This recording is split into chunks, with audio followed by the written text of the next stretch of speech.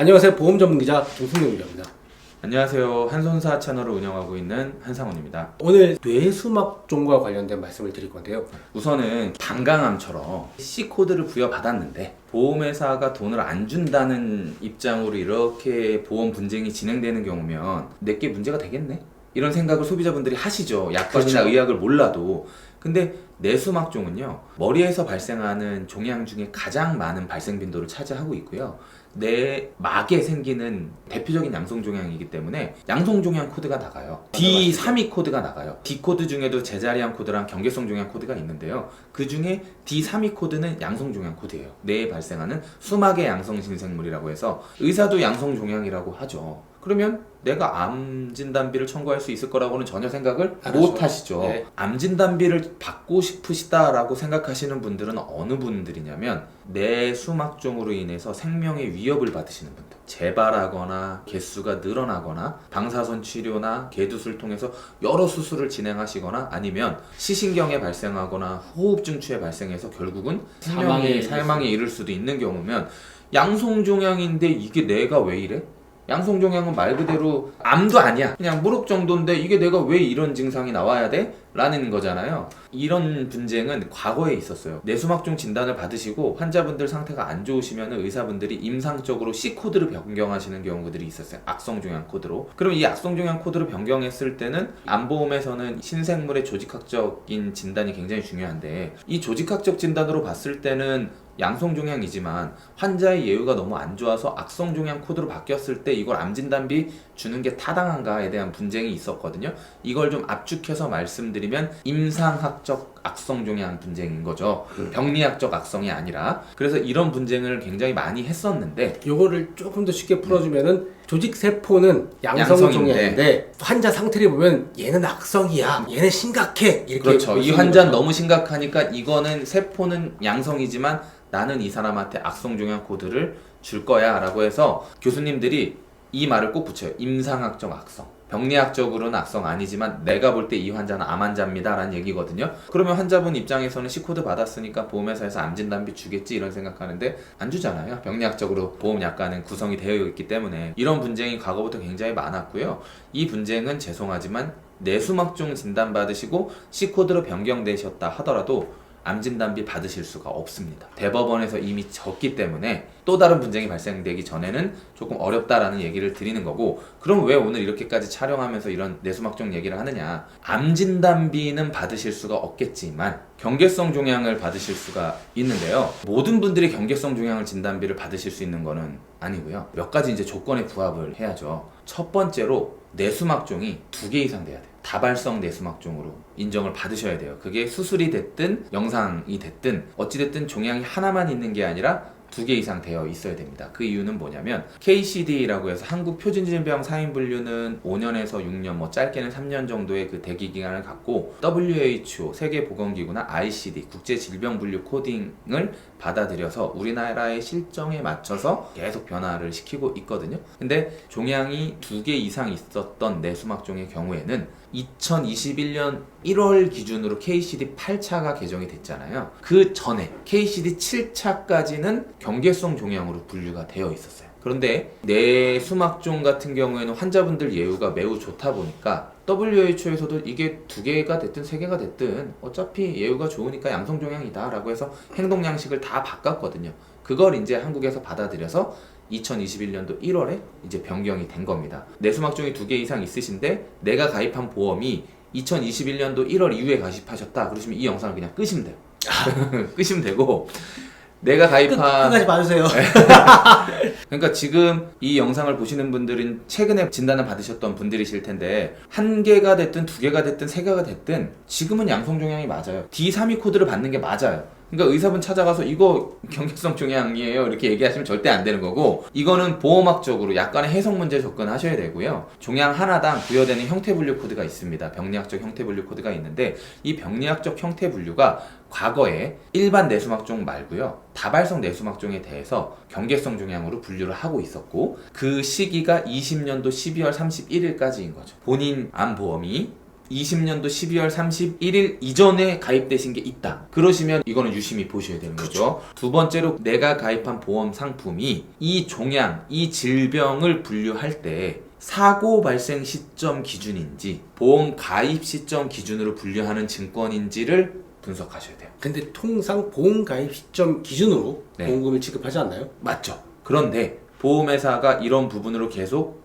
판례에서 치다 보니까 약관을 보험사고 발생 시점 기준으로 계속 개정을 하고 있고 대부분 그런 개정이 나온 시기가 18년도, 19년도. 내가 20년도 가입했으니까 걔 안전하네 라고 생각하실 때 아니에요. 대부분 약관이 보험사고 발생 기준 증권이에요. 그렇게 다 바꿔놨어요. 암진단이 계속 이런 행정적으로 변화가 있다 보니까 보험회사가 약관을 바꿨기 때문에 내가 가입한 시기를 보셔야 되고 상품에 들어가서 이 종양을 어떻게 분류하고 있겠다라는 그 기준을 보셔야 되는 거예요. 내가 이 두 가지 조건에 다 맞는다고 하면 보험회사가 경계성 종양 진단비를 그냥 잘 친절하게 줄까요? 아니요. 아니죠.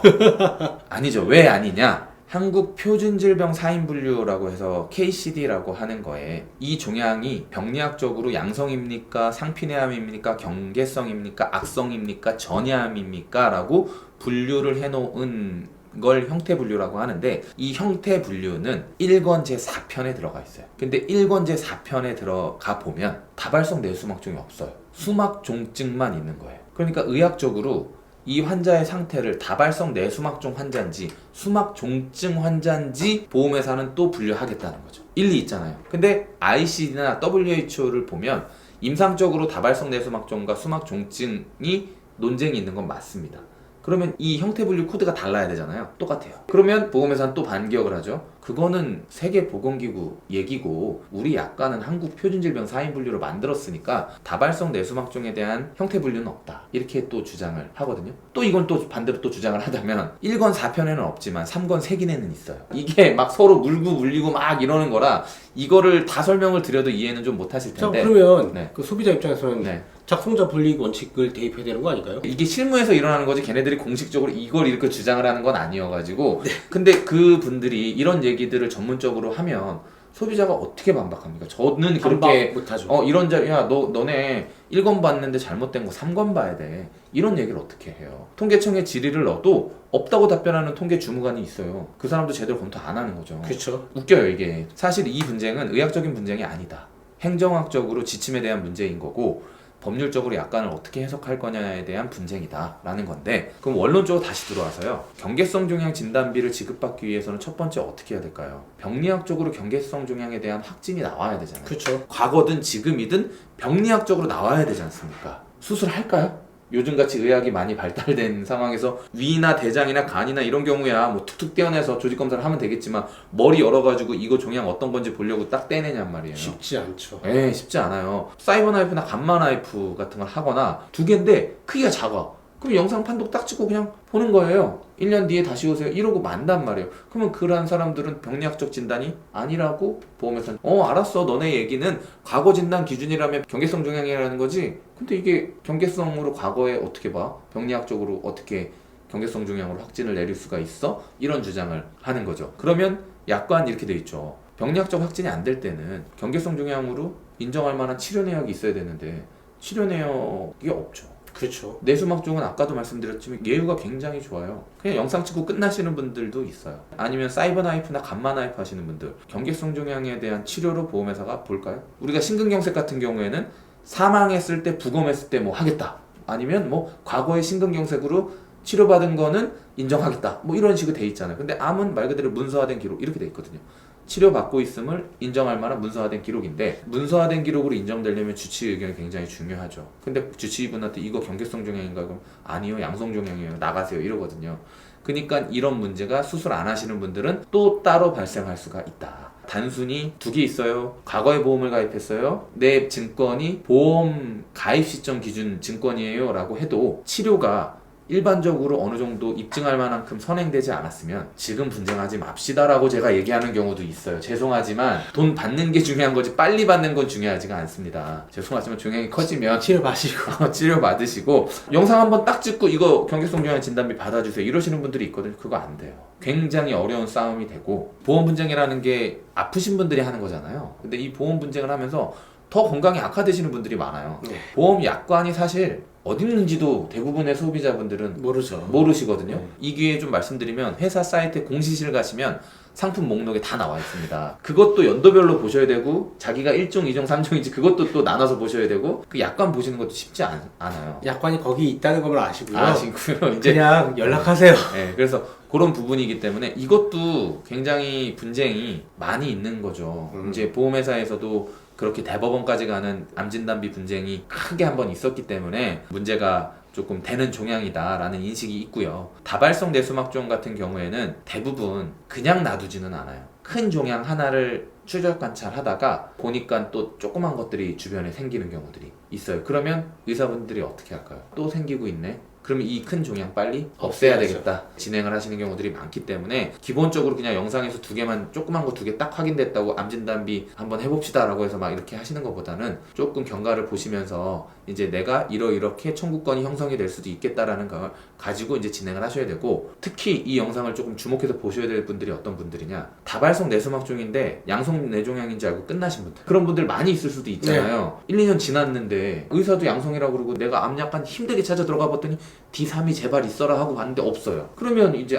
돈 안 나오는 거구나 하고 그냥 끝나시거든요. 그리고 D32 코드 딱 청구하면 보험회사가 어떡할까요? 저희한테 지금 설명 잘 들었어요. 그래서 되게 디테일하신 분들이 약관도 살펴보시거든요. D32 코드 넣으시면요, 다발성 내수막종인 걸 입증하고 D32 코드는 맞거든요. 그러면 그걸 보험회사에 넣으면 심사가 이루어질까요? 반려되고 끝나요. 청구권도 행사를 못 하시는 거예요.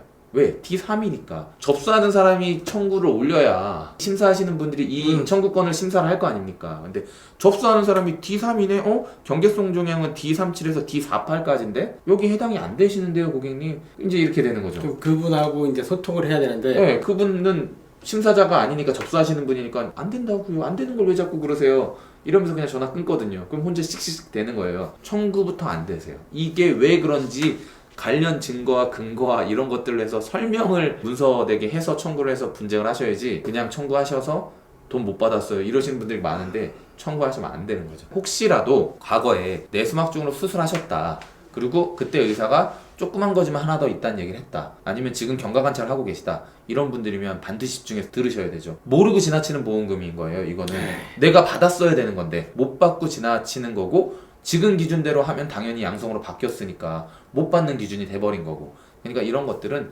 전문가분들 통해가지고, 모집인 분들이나 저희 같은 손해사정사 분들 통해가지고 보험회사의 청구권을 명확하게 입증하시고 그 다음 이제 분쟁의 단계로 넘어가신다고 생각하시면 됩니다. 지금 말씀 주신 거는 이렇게 분쟁이 되면은 거의 대부분 받을 수 있다라고 판단하시고 계신 거죠? 그렇죠. 저는 이런 다발성 내수막종이고 수술하셨으면 더 좋겠지만 시술 정도 하셨다, 그리고 보험 가입 시점 기준이다 그러면은 저는 한 번도 실패해 본 적은 없어요. 조금 곁다리로 조금 더 설명을 드리면, 우리가 아까 처음에 말씀드린 내수막종이 문제가 많이 돼서 임상학적인 악성을 주장해서 문제가 됐다고 말씀을 드렸었잖아요. 근데 그거는 대법원에서 소비자가 패소했기 때문에 주장하실 수는 현재로서는 없는 건데, 이런 소비자의 니즈를 파악해서 보험회사가 만든 담보가 있습니다. 양성 뇌종양 진단비 담보죠. 그러면 오케이, 너 가입된 거 보니까 보험 가입 시점 기준도 안 되고 다 안 돼. 근데 내가 양성 뇌종양 진단비가 있어요. 나 D32 코드 찾아보니까 거기에 있거든요. 양성 뇌종양 진단 분류에. 나 돈 받을 수 있겠네 라고 하시겠지만, 수술을 통해서 내수막종으로 명시되지 않으신 분들은 어렵다. 최근 판매하고 있는 양성 뇌종양 진단비도 약관이 조금 다르다는 말씀이시죠? 그렇죠. 보험회사마다 좀 다릅니다. 어떻게 다른가요? 솔직히 그 약관을 보면 지저분하다라는 얘기를 하고 싶어요. 우리가 해도 됩니다. 보험 증권을 보면 가입 담보 명칭하고 금액이 나오죠. 그리고 그렇죠. 간략하게 그 상품에 대한 요약이 나와요. 네. 그럼 양성 뇌종양으로 진단 확정되면 가입 금액 드리겠습니다 이렇게 돼 있고 1년 이내 50%입니다 뭐 이런 거 들어가 있죠. 그러면 양성 뇌종양이면 돈 주겠다는 얘기예요. 쉽게 말하면. 그럼 양성 뇌종양으로 진단 확정되고 그럼 돈 줘야 되거든요. 근데 삼성화재 같은 경우는 굉장히 깔끔하게 마련을 해놨어요. 양성 뇌종양 진단비가 내수막종 D32 코드 받고 청구하면 깔끔하게 돈이 나올 수밖에 없는 구조로 만들어놨어요. 간략해요. 양성 뇌종양으로 진단되면 돈 드릴게요. 끝입니다. 약관에.